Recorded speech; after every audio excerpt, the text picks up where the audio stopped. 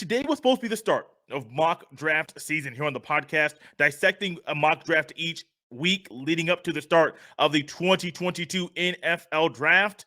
But with so much news coming out of the basketball team, mock draft season is delayed one more day. Today, we get an announcement from Malaki Branham about his future. Ohio State also gets a transfer out of the transfer portal, and we'll discuss more players Ohio State is targeting in the portal on today's episode of Locked on Buckeyes. You are Locked on Buckeyes, your daily podcast on the Ohio State Buckeyes. Part of the Locked on Podcast Network, your team every day.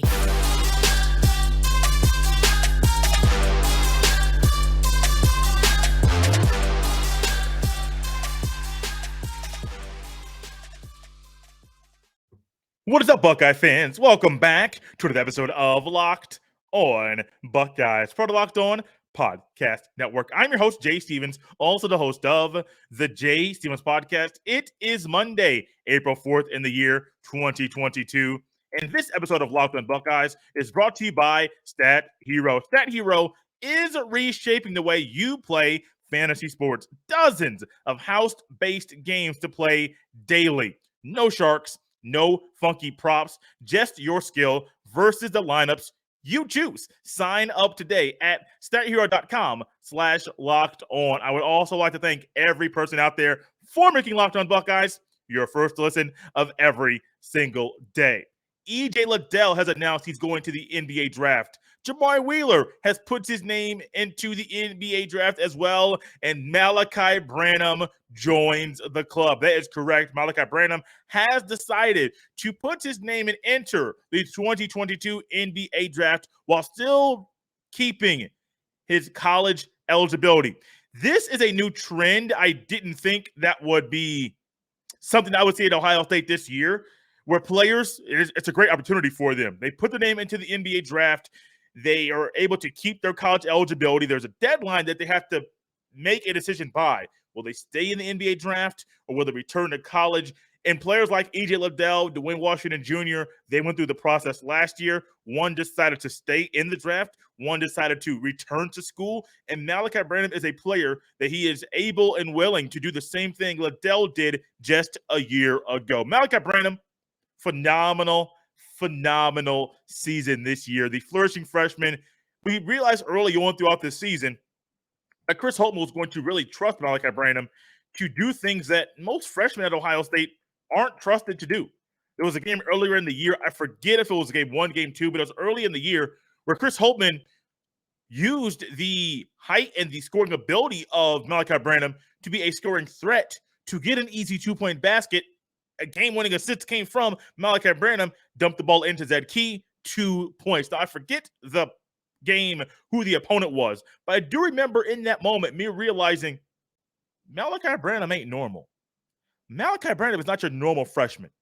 Now, I did not think he would excel and flourish and propel this season like he did, but we quickly realized that Malaki Branham is not the normal basketball player that will come through Ohio State. And so that really helped me realize more of the kind of player that Malaki Branham is. Throughout this year, Malaki Branham averaged 13.7 points per game. He added 3.6 rebounds per game, 2.0 assists per game, and a shade under a full steal per game as well. He averaged 49.8% shooting from the field. Let that sink in. For a freshman who was averaging 29.6 minutes per game, who started 31 of the 32 games that he played this year, he almost averaged 50% from the field. That's not normal. Now, you may get those numbers from a big man, but not from a player that is Malaki Branham, who is a freshman, who was a wing player. That's not something you would normally get from him. He also shot 41.6% from downtown and 83% from the charity stripe. Here is a little something from his official post that hit the Twitter at 5:20 p.m. on Friday afternoon, going into Friday evening, in regard to some things that went through his mind about how he grew up and his decision to go to the NBA right now. Quote, "As a basketball player growing up, my dream has always been to play in the NBA. All the long hours in the gym, the sacrifices I, as well as my family, have made, and simply just following the plan that God has for me has brought me to this point. Words can't express how grateful I am that I became a Buckeye. I can't thank the Ohio State University enough for the opportunity to play the game I love in my hometown. Thank you to Coach Holtmann and the entire staff for believing in me. They have allowed me to grow as a young man, a basketball player, and simply a better person over this past season. I can't thank my coaches enough who have always been there for me through this journey, and a special thank you to Jason Dawson as he continues to push and encourage me. Also, a big thank you to my family for always being in my corner and making sacrifices in order to allow me to chase my dream, end quote. Of course, at the end, he says, as this time, I am going to chase the dream and enter my name into the NBA draft. One little note that I read about Malaki Branham, which is very pivotal to this decision and really pivotal to some more things we'll talk about throughout the rest of the podcast. Transfer coming in and more transfers that might come into Ohio State. Malaki Branham's plan is, from what the way I understand it, he's going to weigh his options. If he's a first-round draft pick, he's probably going to stay. If he's not going to be a first-round draft pick, he's probably going to return to Ohio State. I do think that's an interesting thing to already know his mindset. And when you just briefly look at different mock drafts and where him and E.J. Liddell are slotted to go, both, I believe, are solidified first-round picks. I saw earlier about a month ago, one mock draft, I think it was on NBA Draft.net or NBA mockdraft.net, one of the two websites, titles of the website. Branham was selected to be a lottery pick. Now, do I think he's a lottery pick as far as top 14 players or lottery pick as far as what it is that teams may need that are up there? I don't think so. When you look at, we'll dissect this down the road. Trust me, we have plenty of basketball stuff to talk about. I don't think it's first round or bust for him. First round stay, not first round go. That's not the advice I would give him at all. I would never, ever go that route. Does staying in school allow you to be a better player to help your second contract, not your first? You're going to get a first contract, and you're going to end up being a player that is going to be probably a lottery pick next year. 3 players that in the Big Ten that Branham saw throughout this year, Jaden Ivey, Keegan Murray, and Johnny Davis took huge jumps by staying in school, by perfecting their craft, and physically getting stronger and getting better at what they do. Just a little tidbit, little news right there. Not so much news, but just a reminder. Should first round mean automatic projection? He stay in school? I don't think so, but I'm not advising Malaki Branham. I'm not in his circle. I'm not in his camp. That's for those people there that are there with him to help him and to aid him and to make that decision. However, this is his life. This is what he's being advised to do. And I'm just going to be watching from afar to see exactly what move Mr. Branham makes in regards to if he stays in the NBA draft or if he goes. Before we go any further, I'm going to deviate away from the Ohio State basketball talk to talk about those boys from Chapel Hill and how they sent Coach K out with a loss. Final game as a college basketball coach. Final game coaching the Duke Blue Devils. Coach K and the Blue Devils lose to the North Carolina Tar Heels. I told you on Friday's show, if the Tar Heels win, I'll come here and talk about that game.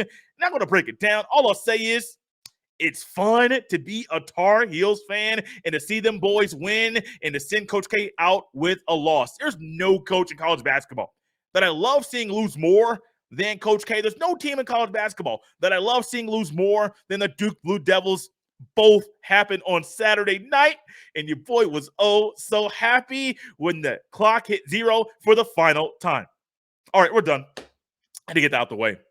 But what we're not done with is Ohio State basketball talk and what's going on with the Ohio State basketball team and exactly how Chris Holtmann is trying to add pieces to this team. If you're a member of the YouTube, if you're subscribed, please subscribe. You'll get little minute and a half videos and just breaking news or updates or things that nature that are very pertinent, that are time sensitive. We'll try to get those out. We'll also have them on the Twitter. You can follow me there at jstevens07. But if you're subscribed to the YouTube page, the J Stevens, wrong podcast title.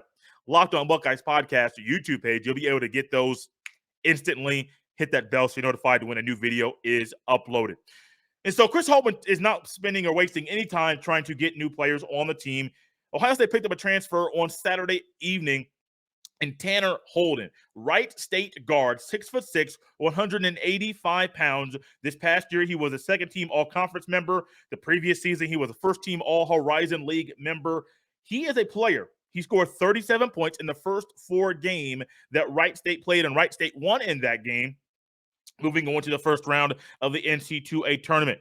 He scored 20 points 20 times this past year. He averaged 20.1 points per game. This is Mr. Holden. 2.6 assists a game, 7.1 rebounds a game, 1.4 steals a game. Some of y'all love that number. And he shot 49% from the field, 34% from downtown. Some of you know how important free throw shooting is. 77% from the charity stripe. He's also an Ohio native. He went to Wheelersburg High School in Wheelersburg, Ohio. He was a two-sport athlete in high school, and I always love when I hear about high school athletes that go on to play college basketball, collegiate sports, any level, any sport, any level, that played multiple sports in high school. In high school, Mr. Holden, he helped lead his team to win the Division V state title in 2017. He was a Division V Co-Offensive Player of the Year, another football award. He was a finalist for Mr. Football in Ohio as well. So he wasn't only a player that flourished on the basketball court, but that bad boy was a dog on the football field as well. I don't care what state it is. If you are a finalist for Mr. Football or Mr. Basketball, Mr. Baseball in your state at your division, man, you was putting in that work on the field. This is one thing where Ohio State has seen Chris Holtmann bring in guys that might not fit right away. They may have been great at their level, mid-major level, but will they come in and be a big piece of the team right away, or will there be some more eligibility for them to go in and get their feet wet at the college level? And will they be able to project to be a good piece of the pie, of the puzzle for Ohio State once they move up to the high major Division I level of basketball? I don't know if I would project him to be a 20-point per game scorer next year. Now, maybe 15, 16 the year after, because I believe he has either 2 or 3 years of eligibility left. It's not a one-and-done type of deal where Mr. Holden's going to be coming to Ohio State for 1 year, then he's going to be up out of town like a Joey Brunk, where Joey Brunk had 1 more year of eligibility left, came to Ohio State to fulfill and finish his final year of playing college basketball. Mr. Holden, I do believe next year you could probably expect maybe 10, 11 points per game from him, and average 4 assists a game. About 4, maybe 5 rebounds a game, maybe 3 assists a game. That might be where now the assists may go up because better players. He may be more willing to be a facilitator depending on how the offense goes. But I do think you're probably going to be getting about 10, 11 points a game and also about maybe 4 or 5 rebounds a game from Mr. Holden. The thing I like, though, he's good in the mid-range. And no matter if Branham stays or if Branham goes, Ohio State's going to have a guy that could be consistently the second scorer on the team, third scorer if Justice Suing comes back. First scorer if Justice Suing comes back. I do believe it's Justice Suing who will be the first scorer, the leader of the offense for Ohio State next year if he comes back. Now, if he does not, it's another damper. That's more things we could talk about at a later date. But him, Justice Suing, Justin Arns, and Seth Towns can return to Columbus for another year. And I think Chris Holtmann has that in the back of his mind. Justin Arns is better off the bench in the starting lineup. He's a player that if his jump shot's not falling, he's a liability on defense. He's gotten better, but he's still a liability on defense. And I still think keeping him on the bench instead of starting, if you're going to have Mr. Holden, if you're going to have Justice Suing, I would not bring in a third guy. I wouldn't bring in Justin Arns into the starting lineup. I just don't think that's wise. I don't think that's wise at all. Then you're going to have a guy in Seth Towns. I'm assuming I'm going to go out on a limb and say they're staying. You have a guy in Seth Towns who's another bench player. Now, he could start at some point throughout the season, but I still think he's a bench player. And so I think Mr. Holden, 10, 11 points a game, assuming that Justice Suing comes back and he is healthy, if he adds in 15, 16, that's great. That's a great start. That's a great piece of the pie that's get better.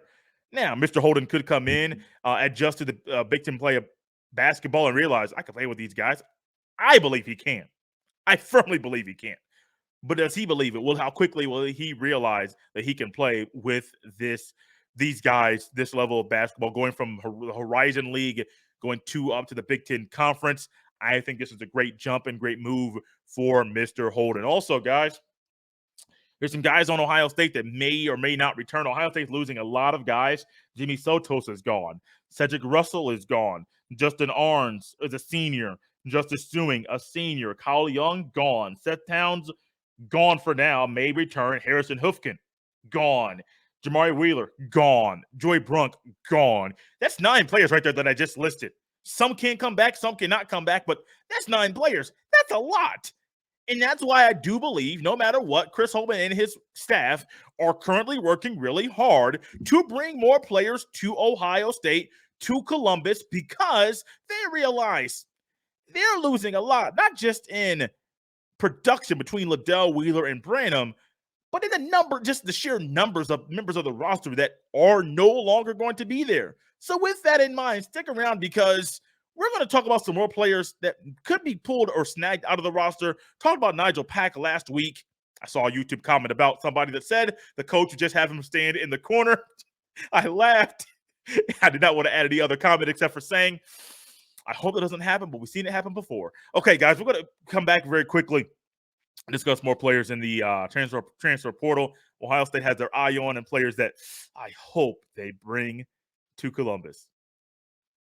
The transfer portal, it's a different wrinkle to coaches right now at the collegiate level. Many of them do not want to deal with the constant looking of the portal and seeing players that are coming in. Why are they entering the portal? Did they have a bad time? Did they have a bad time at their first stop? And what is going on with guys that are there? So we already talked about one guy that Ohio State got, Tanner Holden. We talked about Efton Reed, the recruit. This is all.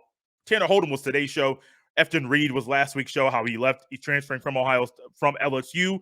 LSU lost, I believe, every guy on the they lost almost 2 recruiting classes because Will Wade got fired. Just the way the cookie crumbles. But at Ohio State, Efton Reed could come in. Nigel Pack could come in. 2 guys that I think Ohio State should go after. But who else? Literally. Who else should Ohio State, or do they have their eyes on that could possibly come to Columbus? Number 1, Jalen Bridges from West Virginia. He made an official visit to Ohio State on March the 30th. Sent a tweet out on there. If you want to follow him on Twitter, look at it at Jalen Bridges with 2 S's on the Twitter, on the Bird app. He is 6'7", averaged 8.4 points per game, 4.8 rebounds a game, and 33 starts for the West Virginia Mountaineers. I do think that this is a player that Ohio State is a forward. He can be an immediate impact guy, or a guy that could be in the rotation immediately. Jalen Bridges is one guy that there are confirmed targets and has already made a visit to Ohio State. Another one, a guard from Indiana, Mr. Rob Phinisee. Now, this is interesting. Rob Phinisee averaged 4.5 points per game, 31.5% shooting for the Hoosiers. He is a point guard, but I not too keen or really pushing for Rob Phinisee to come to Columbus. Now, there are other – Ohio State's not the only school going after Mr. Rob Phinisee, but I think you'll see a little disconnect between Ohio State and some other schools that are there looking at him. You have Cal, you have Bradley, you have UNLV, you have Cincinnati that are going after Mr. Rob Phinisee. You also have Purdue. You also have Iowa. So the rival school, the school he's currently at, is looking at him, and so is Iowa. 2 schools that are big at recruiting, Iowa and Purdue in the state of Indiana, so it makes sense. Rob Phinisee is an Indiana kid. But if you want me to say, am I in or out on Rob Phinisee to be the point guard at Ohio State next year, even coming off the bench, a bench player, yes. To come in and be the starter, absolutely not. Ali, an Akron player, another Indiana kid. Ali, I saw him play one time in high school. I was like, oh, this kid is lengthy. He's nice. 6'8" junior. Put up 17 points in the game that Akron played against Ohio State.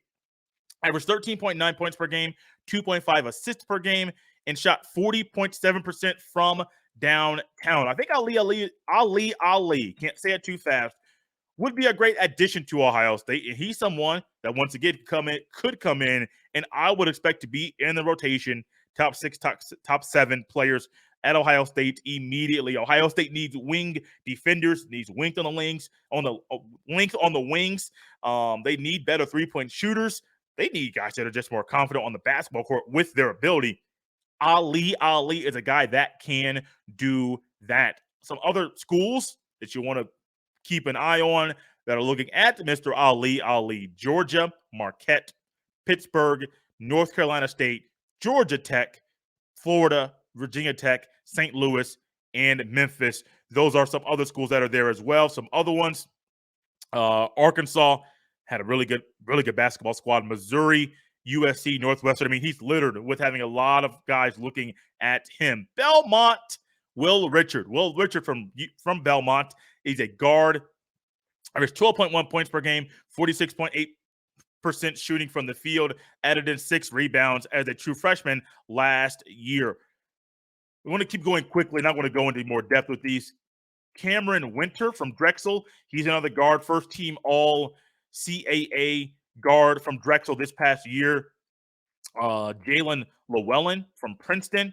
Another guy that Ohio State has their eyes on. Manny Bates from North Carolina State, 6'11" big man. He spent 4 years at North Carolina State, has very limited eligibility left. But he is someone that this season has been around for a while. And you want guys, especially at a big man, that played basketball quite a bit, someone that has been around, seen quite a few things, that could come in, play basketball, and immediately kind of adjust his game to what Ohio State and Chris Holtmann is doing. The one thing I would say about big men at Ohio State, if you're coming in, realize you might not get the ball right away. You might not do it. And if you get the ball right away, you will get the ball right away. You're going to get a lot of touches. Take advantage of them. I almost said please. Take advantage of them because the offense flows, currently constructed, the offense flows through you. And it will need you to be a big piece, no matter if it's Kyle Young's at key, EJ Liddell, didn't matter, Joy Brooks, didn't matter who it was. If you're a big man, you're going to get your touches. Take advantage of them. Be successful with them. Because we have seen when Ohio State's big men are not playing very well, the outcome is not that nice. Guys, Monday's show of Locked on Buckeyes is in the books. You can follow me on Twitter at jstevens07. You can also send all of your emails to jstevens317 at gmail.com. Had to push off the start of Mock Draft Monday, mock draft season, off a day due to the news that is coming out from Ohio State right now in the basketball program. In the meantime, thank you for making Locked on Buckeyes your first listen of every single day. Be sure to do that tomorrow as well, as we'll talk a bit about Chris Olave, Garrett Wilson, Nicholas Petit-Frere, Thayer Mumford, and other NFL draft prospects. We'll also look ahead to a couple players in next year's draft cycle, CJ Stroud and Mr. DeJuan Jones. Now is the perfect time to make your second listen of the day, the Locked on NFL Draft podcast. Ryan Tracy and former NFL defensive back Eric Crocker bring the NFL draft to life every day with insight and analysis on college football prospects and NFL front offices. Guys, Mock Draft Monday for them was on Monday of this week, and they did a phenomenal job of breaking down what to expect, what they think that their projections are for the upcoming NFL draft. Be sure to tap into that podcast on YouTube or the podcast listening app of your choosing, because Locked on Buckeyes and the Locked on NFL Draft podcast, both podcasts and every podcast on the Locked on Podcast Network, they are free and available wherever you get your fine podcast.